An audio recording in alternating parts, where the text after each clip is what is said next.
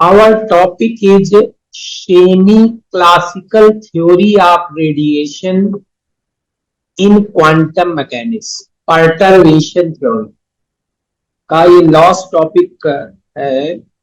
Semi classical theory of radiation कि किसी भी एटम पर अगर रेडिएशन डाला जाता है तो वो एक्साइट होकर के अपर चला जाता है। इसे कहते हैं एब्जॉर्प्शन ऑफ रेडिएशन। वहां 10⁻⁸ सेकंड तक रुकता है, फॉल्स डाउन हो जाता है, उसे कहते हैं इनिशियल ऑफ रेडिएशन। तो उसी की सेमी क्लासिकल थ्योरी है। तो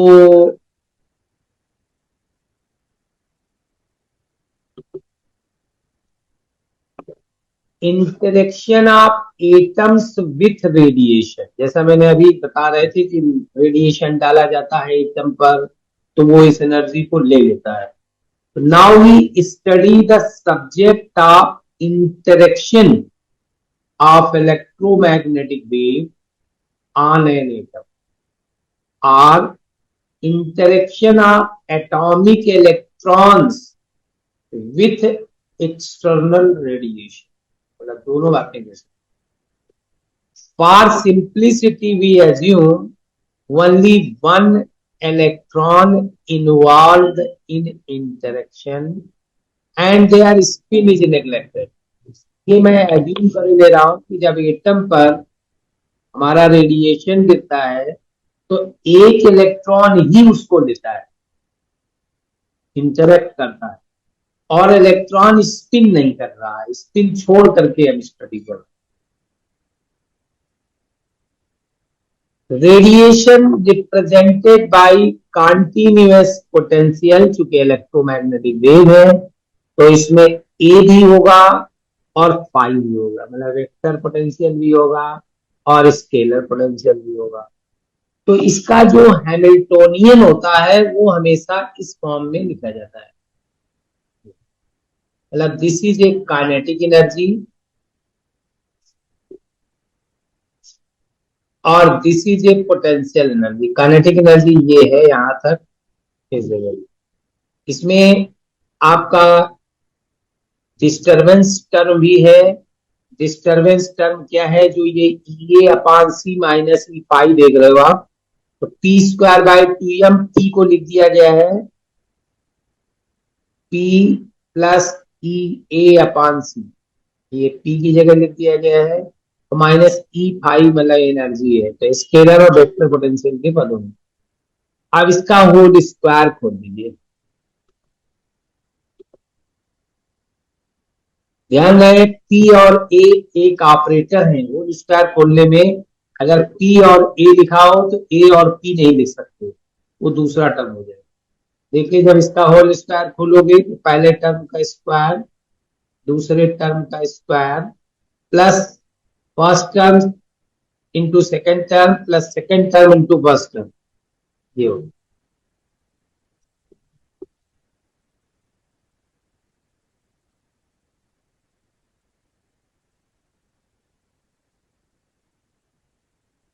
ये वैल्यू आपकी पॉजिटिव होगी, प्लस E5। अब PA dot AP, PA P dot A dot P। अब यहां देखिए P² तो ये हो गया, ये टर्म ये हो गया, E/2mc। P बराबर होता है -IH का डेल,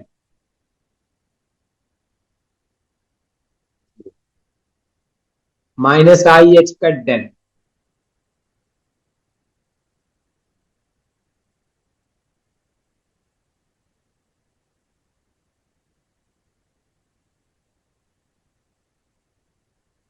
P डॉट A और A डॉट P अगर आप लिखोगे, P डॉट A बराबर A dot P minus IH का डेल डॉट A।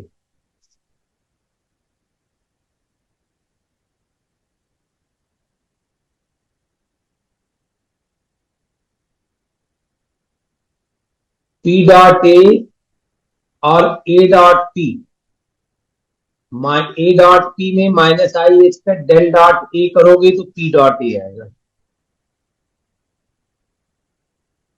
ये इसीलिए पी डॉट ए की जगह लिख दिया गया है minus I expect del dot A plus 2a dot P. No problem. Del dot A सदैव 0 होता है, del dot A, and second term is very small can be neglected. तो आपका देखिए कितना आ गया, P square by 2m plus E A upon C का होल स्क्वायर अपॉन 2m। तो सेकेंड टर्म को हमने स्मॉल मान लिया अगर, तो ये वाला टर्म आपका 0 है। ये पहला टर्म बचेगा और दूसरा टर्म ये बचेगा।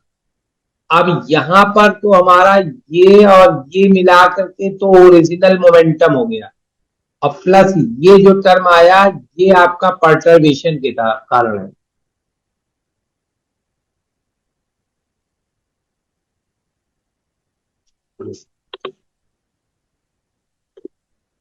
This is the perturbed Hamilton H dash internal INT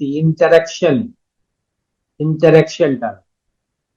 H naught कितना होगा, वो ये होगा P square by 2m plus V, और एच डैश क्या होगा, वो ये वैल्यू।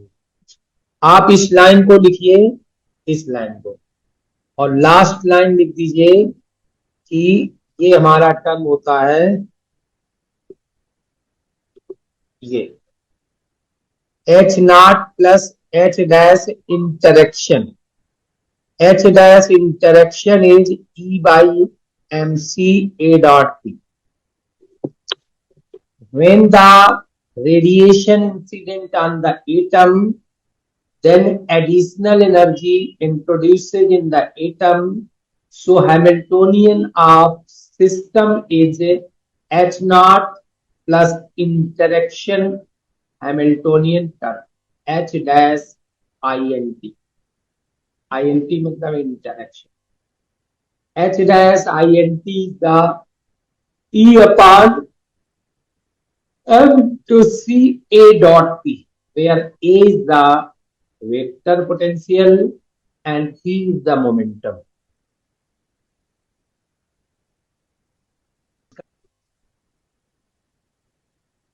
फाई को 0 किया गया है, डेल डॉट ए आप दिखाइए ही सीधे सीधे इस लाइन को लग।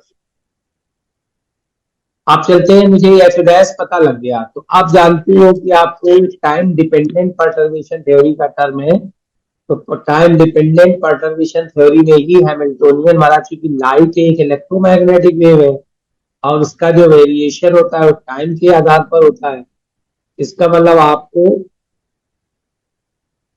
thus we are going to study the effect of above perturbation on atom, particularly transition हो जाएगा due to perturbation, lower state से अपर स्टेट।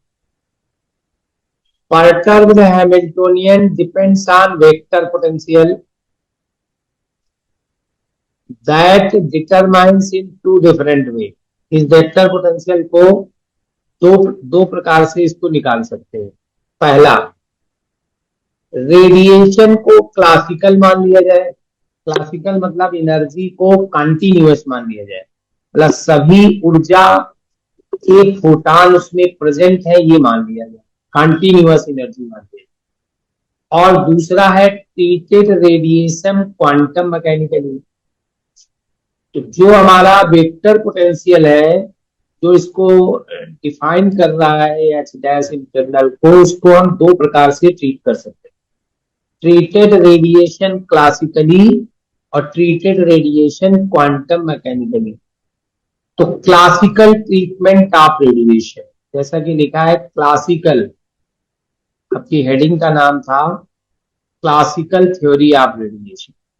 तो classical treatment of radiation,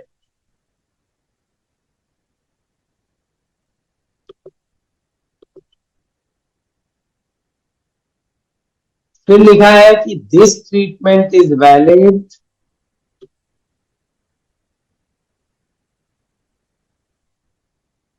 only incident radiation contribute large number of photons।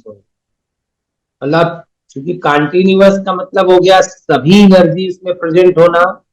तो वही है कि अगर हम इंसिडेंट रेडिएशन में सारी एनर्जी के फोटान को प्रेजेंट मान लें तभी ये मेरा क्लासिकल होगा, नहीं तो ये क्वांटम मैकेनिक्स। क्वांटम में तो कहता है इस एनर्जी का फोटान होगा, इसका होएगा नहीं। इसका होगा एच न्यू का होगा, या 2h न्यू का होगा, या 3h न्यू का होगा। तो हम क्लासिकल ट्रीटमेंट कर रहे हैं तो हर एनर्जी का फोटान रेडिएशन में एज्यूम कर रहे हैं। तो फर्स्ट ऑर्डर करेक्शन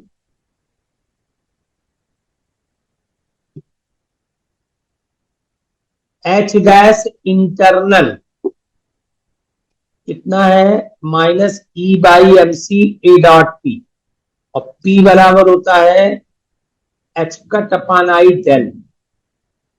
ये हो जाएगा IE/H cross upon MC A dot del. यहाँ पर जो ए हमारा है वो सोल्यूशन ऑफ वेव इक्वेशन है, जो वेक्टर डिफरेंशियल है वो इसका सोल्यूशन है। Del square A -1 upon C square divide two A upon divide T two, और इसका सोल्यूशन ये होता है A naught E to the power I K R minus omega T plus A naught star E के power minus I K R minus omega. तो अब हमारा जो एच डैश है इसका मैट्रिक्स एलिमेंट क्या हो जाएगा, तो एच डैश की एक्सपेक्टेशन वैल्यू एक तरफ साइम और एक तरफ साइन, तो एच डैश एम एन क्या होगा, इंटीग्रल साइम स्टार और साइन लास्ट में जाएगा। तो एच डैश, तो आपको क्या एच डैश एम एन क्या है, एच डैश एम एन आपके हिसाब से हो गया साइम एच डैश साइन डीटा।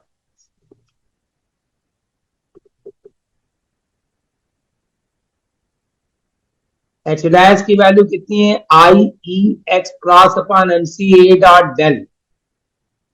ए की वैल्यू कितनी है, इतनी। A डॉट डेल मतलब ए की वैल्यू इतनी है, इतने डॉट डेल होगा। ये वैल्यू लिखा हुआ है फिर डॉट डेल लिखा हुआ है। और लेफ्ट साइड में क्या लिखा है, साइम जीरो स्टार, और राइट साइड में क्या लिखा है, साइन जीरो।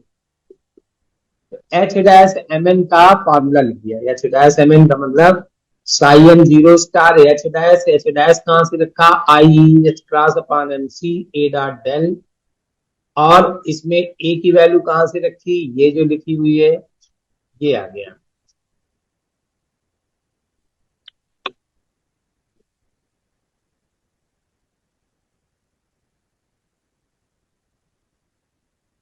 अब मैंने क्या किया,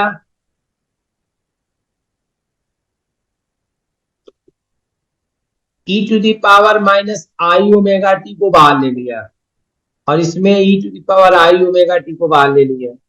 बाकी जितना भी टर्म बचा है उसको हमने कुछ मान रहे हैं, एच डैश एम एन मान रहे हैं, और इसको H double dash M N मान रहे हैं।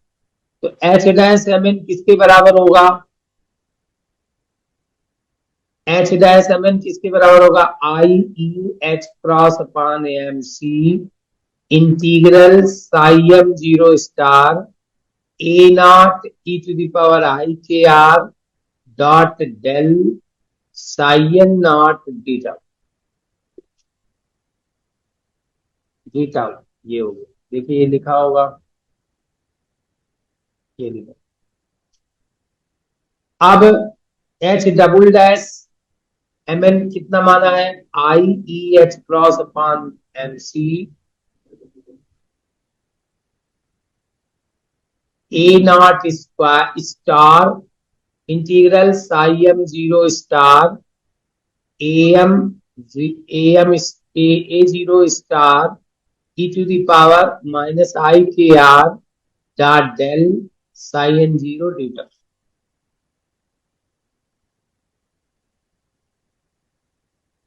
ये हमारी क्वेश्चन नंबर आ गई 3। इसके बराबर है एच डैश एम एन की एक्सपेक्टेशन। अब मुझे निकालना है transition coefficient. Time dependent perturbation theory में पार्टिकल को अगर हम nth स्टेट में शुरू में मान लें तो उसको mth स्टेट में जाने की ये प्रोबेबिलिटी होती है, h dash mn e to the power I omega mn t। पिछला फार्मूला है, इंटीग्रेट कर दो तो ये होता है। अब यहाँ ये टॉपिक और टाइम डिपेंडेंट दोनों सेम क्यों जा रहे हैं? क्योंकि एच डैश का मान केवल यहां पर बदल गया है बस। आपको एच डैश ये यूज करना है, ये जो लिखा हुआ है, जो हमने लास्ट टर्म में H dash expectation value M N transition में निकाली थी, उस वैल्यू को इस ट्रांजिशन कोफिशिएंट में पुट कर देना है।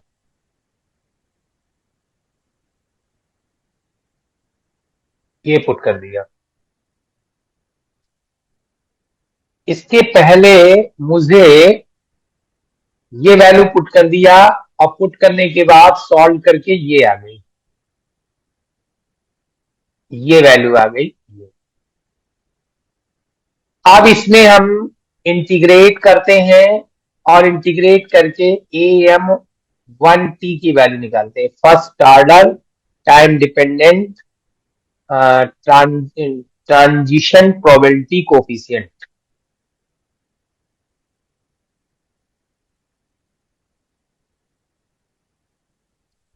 ये भी मैंने आपको बता दिया था कि इन दो में से एक ही टर्म एलिजिबल होगा, रुकेगा एक, जीरो हो जाएगा।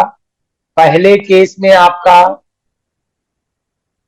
जब em minus E N is equal to H cross omega होगा तो ये एक टर्म बचेगा, और दूसरे वाले में जब ये हमारा एब्जॉर्प्शन का केस है और ये इमिशन का केस है, ये लास्ट टर्म में हो गया था ये। अब आता है probability of transition of absorption and emission. तो according to Poynting vector theorem, the intensity, if intensity is in smaller angular frequency range delta omega, ये वैल्यू रिप्रेजेंट है। तो आपका वेक्टर पोटेंशियल का मान इसके पदों में ये होता है, A naught square is equal to 2 pi C upon omega square I omega delta omega, where I omega delta omega is the intensity in frequency range omega to omega plus delta omega। मतलब I omega delta omega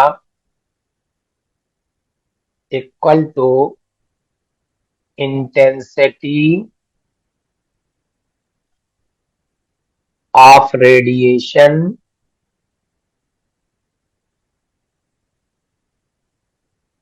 in frequency omega to omega plus delta. तो ये आपका हो गया vector potential की magnitude value. अब transition probability क्या होती है, ये आपने पीछे अभी निकाला है, ये फार्मूला भी पीछे, ये फार्मूला हमने निकाला है यहाँ पर, ये ट्रांजिशन प्रोबेबिलिटी के।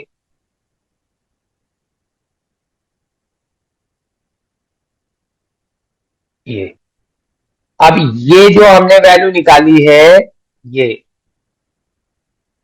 Now put the value of H dash M N, H dash M N की वैल्यू पुट कर देते हैं। तो एच डैश एम एन क्या होता है, integral psi M zero star E to the power I K R A naught. अब देखिए H dash M N, H dash M N की वैल्यू पीछे है,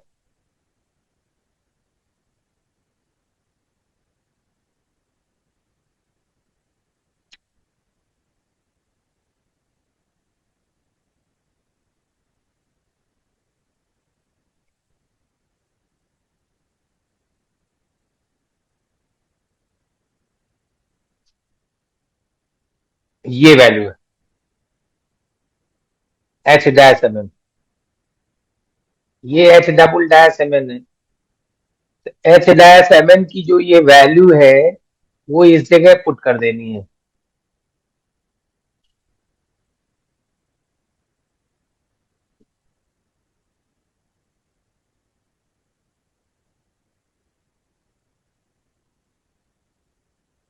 इस जगह पुट कर देनी है, इस जगह। तो आपका ये आ गया ये। अब ए नॉट डॉट डेल लिखा हुआ है, ए नॉट डॉट डेल और स्क्वायर लगा हुआ है। इसका मतलब ए नॉट की वैल्यू डेल डेल की डायरेक्शन में, इसको ग्रेड ए लिख दिया गया है। ए नॉट डॉट डेल को लिख दिया गया है ग्रेड ए, ग्रेड ए।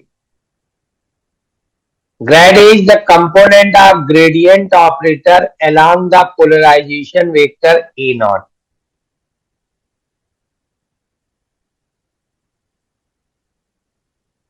अब ये साइन स्क्वायर का जो ये मान है इसको इंटीग्रेट कर दिया गया है, ये minus infinity two plus infinity, तो इसको खत्म किया गया, इसको इंटीग्रेट किया गया है, तो इसकी वैल्यू 2πt आ गई। अब ये वैल्यू 2πt यहां सब्सटीट्यूट कर दीजिएगा, तो ये आ गई वैल्यू।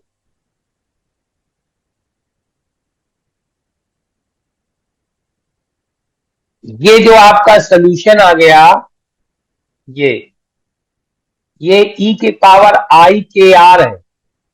अगर e के power minus I K are कर देंगे तो ये डाउनवर्ड ट्रांजिशन के लिए हो जाएगा। ये है प्रोबेबिलिटी ऑफ अपवर्ड ट्रांजिशन, मतलब लोअर स्टेट से अपर स्टेट। और अगर e to the power minus I K R replace कर देंगे तो ये हमारी आ जाएगी डाउनवर्ड ट्रांजिशन के लिए, transition probability per unit time in downward transition. और this is the complete explanation of स्टेनी क्लासिकल थ्योरी ऑफ रेडिएशन।